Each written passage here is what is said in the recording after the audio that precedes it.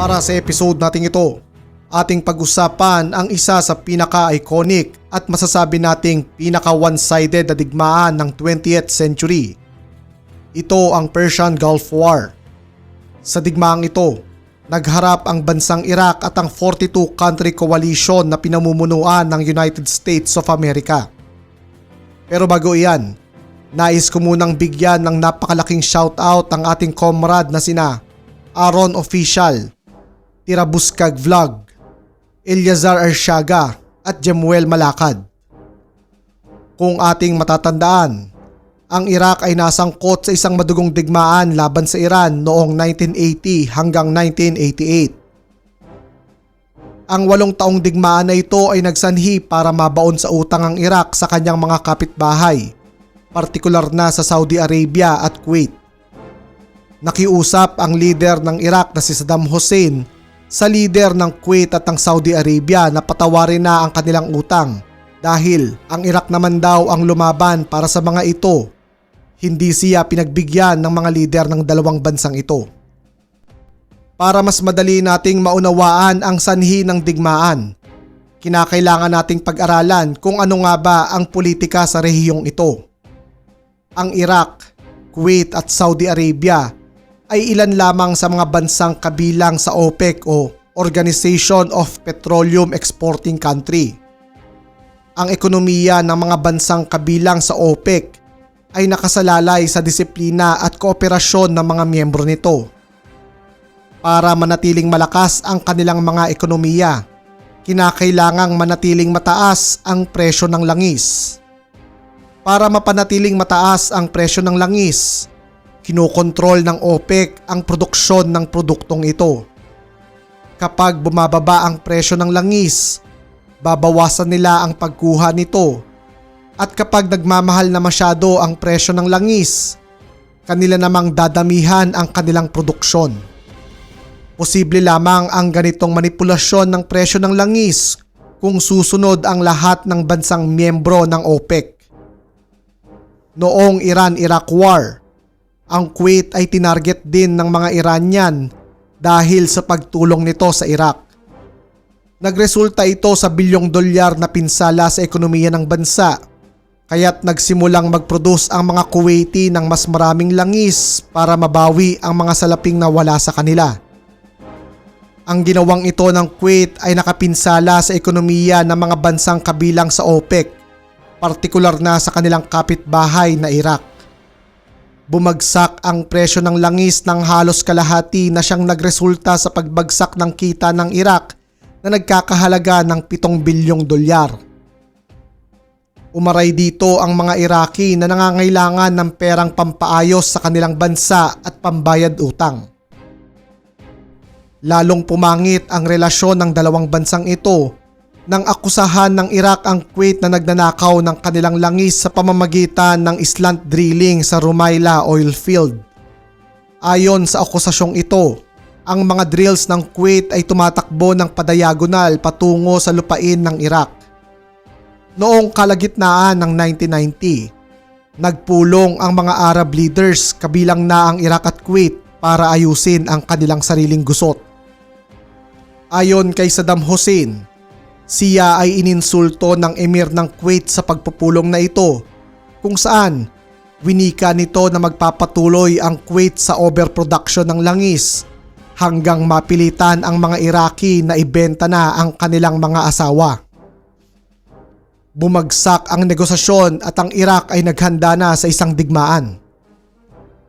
Noong huling taon ng dekada 80, ang Iraq ang mayroong ika-4 na pinakamalaking army sa daigdig na binubuo ng 1 milyong mga sundalo, 650,000 na mga milisya. Mayroon din silang 5,500 na mga tangke, 3,000 artillery gun at 700 na eroplanong pandigma. Sa kabilang banda naman, ang Kuwait ay mayroon lamang 16,000 na mga sundalo at humigit kumulang 100 eroplanong pandigma.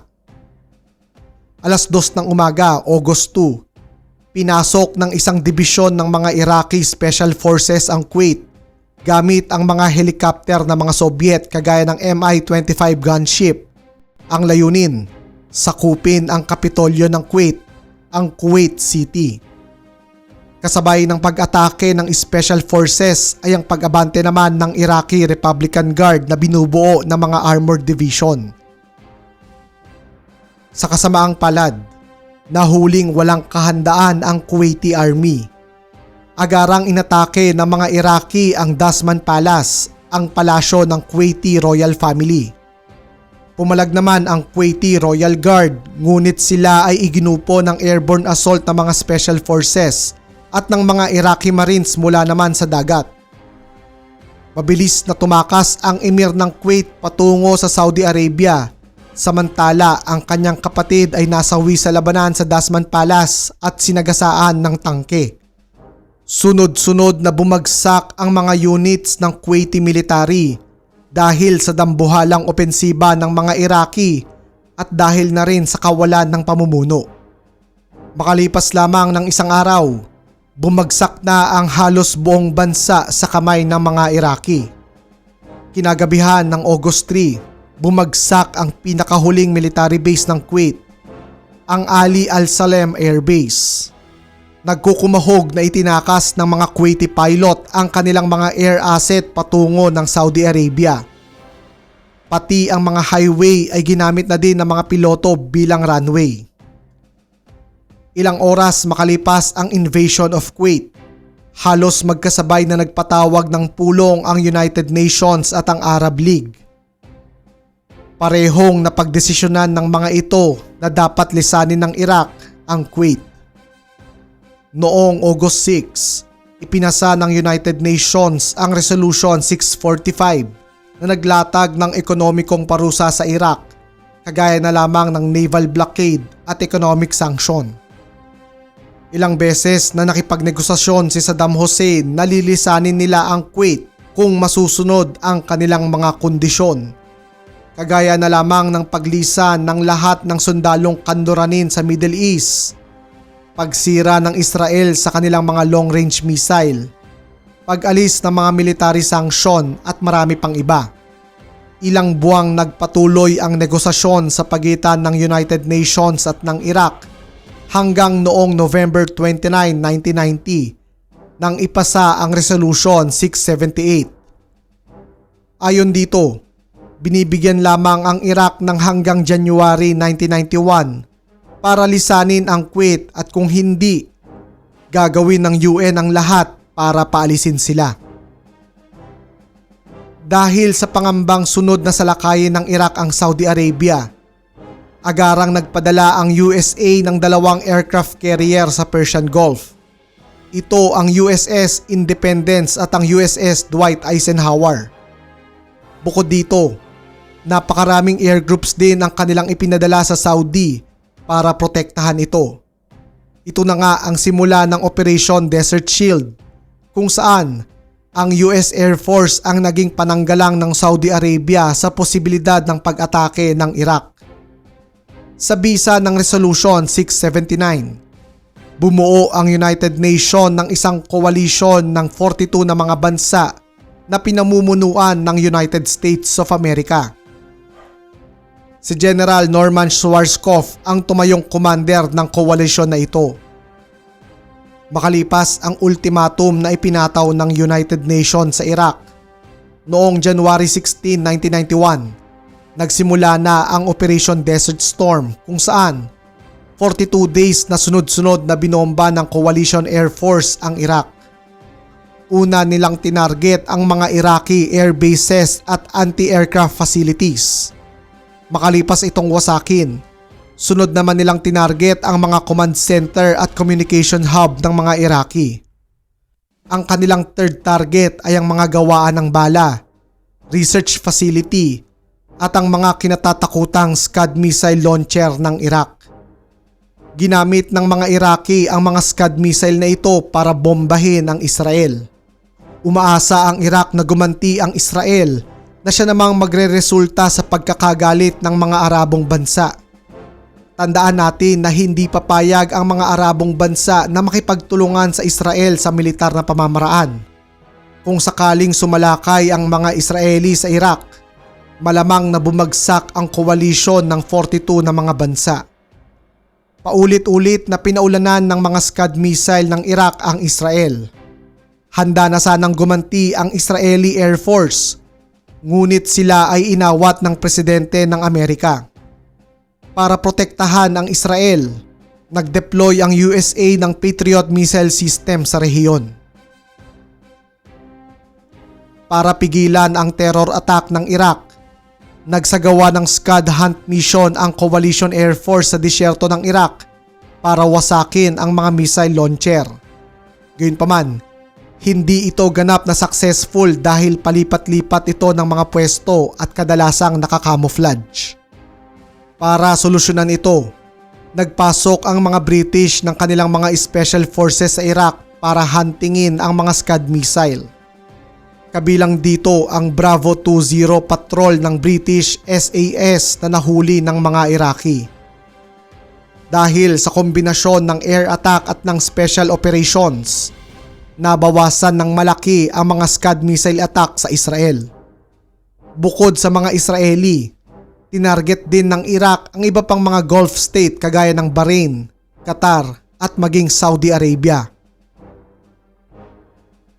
Bilang ganti sa mga airstrike at pigilan ang military effort ng Coalition Air Forces, nagpasya ang mga Iraqi leaders na sunugin ang mga oil field ng Kuwait sa timog. Tinatayang umabot sa 600 na oil field ang kanilang sinunog. Bukod dito, sadya ding pinakawalan ng mga Iraqi ang milyon-milyong bariles ng crude oil sa Persian Gulf para maiwasan ang naval assault mula sa dagat. Ang mga aksyon na ito ng Iraq ay naging napakalaking environmental crisis ng panahong ito. Noong January 29, 1991, pinasimulan ng Iraq ang Battle of Khafji kung saan kanilang direktang sinalakay ang Saudi Arabia. Sa labanang ito napatunayan na walang halaga ang malakas na ground forces kung hindi ito protektado ng malakas na air force. Gamit ang kanilang mga precision weapon, tinatayang 360 na mga tangkeng Iraqi, 150 armored personnel carrier at 90 artillery gun ng mga Iraqi ang nawasak. Marami sa mga Iraqi soldiers ang nagtatakbo at inabandona ang kanilang mga tangke at sasakyan nang kanilang masaksihan ang kayang gawin ng makabagong eroplano ng kanilang mga kalaban. Sa puntong ito ng digmaan, ang mga labanan ay nagaganap lamang sa pagitan ng Coalition Air Force at ng Iraqi Forces. Magbabago ito noong February 22, 1991. Naghain ng ultimatum ang United States na kung hindi aatras ang Iraq sa Kuwait, magsisimula na ang kanilang ground attack. Ito na ang Operation Desert Saber. Para lansihin ang mga Iraqi, nagpwesto ang mga Amerikano ng malakas na landing force ng mga Marines sa Persian Gulf. Kaya naman, malaking bahagi ng puwersang Iraqi ang inilipat sa silangan ng Kuwait para bantayan ang baybaying dagat. Noong February 24, 1991, sumalakay ang pinagsamang puwersa ng mga Saudi, Egyptian, Amerikano at iba pang coalition forces sa Kuwait mula sa timog. Bilang sagot, mas maraming sundalong Iraqi ang ipinadala sa Kuwait para pigilan ang pagsalakay. Ang hindi alam ng mga Iraqi, ang tunay at pangunahing puwersa na sasalakay ay ang US 7th Corps na binubuo ng 1,500 na mga tangke, 1,400 na armored fighting vehicle, 568 na artillery gun, 132 multiple launch rocket system at 242 na mga helicopter.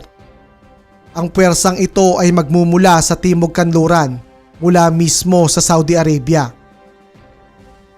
Gamit ang mga MLRS, artillery guns at airstrike, binomba ng mga Amerikano ang defensive position ng mga Iraqi para palambutin ang mga ito. Makalipas ng matinding bombardment na ito, umabante ang buong 7th Corps kung saan kanilang nakasalubong ang libo-libong mga Iraqi soldier na sumusuko na. Inilapag naman ang 101st Airborne Division sa likuran ng puwersang Iraqi sa bandang Ilog Euphrates. Ang layunin ng puwersang ito, pigilan ang pagdating ng mga Iraqi reinforcement mula sa hilaga at silangan para pigilan ang pag-abante ng 7th Corps. Kasabay ng mga nangyayari sa Timog Kanluran, tuloy-tuloy naman ang opensiba ng coalition forces sa Kuwait. Para ibigay ang tagumpay sa Kuwait, siniguro ng mga coalition commander na mga Kuwaiti na sundalo lamang ang sasalakay sa kanilang kapitolyo. Madaling nabawi ng mga Kuwaiti ang kanilang lungsod kung saan isang sundalo lamang nila ang nasawi. Sinundan ito ng ilang serye ng mga low-intensity fighting bago tuluyang napalayas ang mga Iraqi sa bansa. Pero bago sila lumisan noong February 26, ipinag-utos ni Saddam Hussein ang pagsunog sa 700 na oil wells ng Kuwait bilang bahagi ng kanilang scorched earth policy. Ang mga labanang naganap mula February 24 hanggang 26 ay lubos na pabor sa coalition forces. Daan-daang mga Iraqi tanks, armored fighting vehicle, eroplano, at iba pang kagamitan ang nawasak, samantalang libo-libo naman nilang mga sundalo ang nasawi at nasugatan. Sa kabilang banda, ang casualty ng coalition forces ay napakababa. Dahil sa kanilang sunod-sunod na pagkakatalo, nagdesisyon na ang mga Iraqi na lisanin ang Kuwait sakay ng isang mahabang convoy ng mga kotse, truck, tangke at iba't iba pang mga sasakyan. Habang papaatras ang mga Iraqi, sila ay tinarget ng coalition air forces.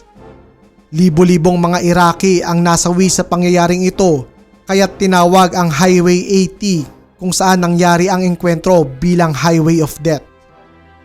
Hindi tinantanan ng mga Amerikano, British at French Air Forces ang umatras na mga Iraqi. Agaran itong sinundan ng labanan sa Highway 8 kung saan pinulbos naman ng mga Apache helicopters ng United States ang 1st Armored Division Hammurabi. Ilang araw makalipas nito, muling inubos ng mga US Apache helicopter ang isang kolum ng mga Iraqi Republican Guards na umaatras patungo ng Baghdad. Ang Operation Desert Saber ay tumagal lamang ng 100 oras, ngunit makalipas nito, halos wala nang natitira pang lakas ang Iraq. 41 na mga Iraqi division ang naglaho makalipas ang labanan, 3,000 tangke, 2,000 armored fighting vehicle, at 2,000 artillery gun ang nawasak. Libo-libong mga sundalo naman ng Iraq ang nasawi, nasugatan o nabihag. Sa kabilang banda naman, hindi lalagpas sa 500 sundalo ng coalition forces ang binawian ng buhay. Dahil sa sobrang laki ng kalamangan ng mga kalaban niya, napilitan na si Saddam Hussein na pumirma ng ceasefire, kung hindi, mauubos ang kanyang mga sundalo. Kapalit ng kapayapaan at garantiyang hindi siya aalisin sa pwesto, nangako si Saddam Hussein na kikilalanin niya ang kalayaan ng Kuwait. Ipinangako niya din na wawasakin at hindi na muling gagawa ng weapon of mass destruction ng Iraq, kagaya na lamang ng chemical, biological at nuclear weapons. Sa pagsapit ng March 1, sumiklab ang isang Kurdish rebellion sa Iraq. Ang mga Kurds ay ang mga tribong inapi ni Saddam Hussein noong Iran-Iraq War. Nagrebelyon ang mga Kurds dahil sa pangako ng United States na sila ay tutulungan, ngunit hindi ito nangyari. Gumanti ng sobra-sobra si Saddam at walang awang pinagpapatay ang mga Kurds. Bagamat nagwakas ang digmaan ng pabor sa coalition forces, nananatiling tensyonado ang rehiyon, kaya't napilitan ang United States of America at ang kaalyado nitong United Kingdom na mag-iwan ng sundalo sa Saudi Arabia hanggang sa kasalukuyan. Makalipas ang maikli ngunit madugong digmaan, tinatayang 35,000 na mga sundalong Iraqi ang nasawi, 75,000 naman ang nasugatan at mas marami pa ang nabihag. Sa panig naman ng coalition forces, 147 mga sundalong Amerikano 47 sundalong British at 37 sundalon mula sa iba't ibang bansa naman ang nalagas. Sa kabila nito, mas maraming sundalo ng coalition ang nasawi dahil sa mga aksidente. Tinatayang 379 sa mga ito ang namatay dahil sa mga non-combat causes. Ang pagsunog ng Iraq sa daan-daang oil wells ng Kuwait ay nagresulta sa isang matinding environmental disaster na nagresulta naman sa pagbaba ng temperatura sa rehiyon dahil sa sobrang daming polusyon sa langit. Marami sa mga kondisyon ng kapayapaan ng Persian Gulf War ang hindi masusunod ng parehong panig na siya namang pagsisimulan ng isa na namang sigalot sa pagpasok ng 21st century. Ito ang Iraq War of 2003. Napakarami pa nating kasaysayang pag-uusapan kaya't make sure to click the like and subscribe button. Muli, ako si Sir Ian at sama-sama nating aralin ang kasaysayan.